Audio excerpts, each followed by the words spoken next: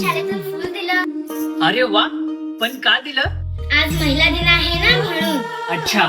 दादा, महिला म्हणजे नेमकं कोण? अगं, महिला म्हणजे आपली ताई, आई, आजी, बायको, मैत्रीण आणि घरातल्या सगळ्या स्त्रिया ज्या आपल्यासाठी काही ना काही करत असतात, झटत असतात.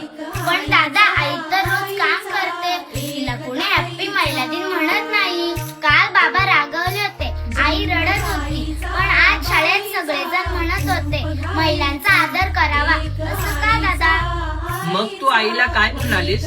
मी आईला मिठी मारली आणि म्हटलं, आई तू फक्त आजच खास नाहीस तर रोज खास आहेस. हो, बरोबर. कारण आपली आई असो, ताई असो, आजी असो, बायको असो किंवा आपली मैत्रीण असो, त्या आपल्या सगळ्यांसाठी कायम झटत असतात. म्हणून त्यांच्या डोळ्यात पाणी येणार नाही असं वागणं हाच खरा महिला दिन.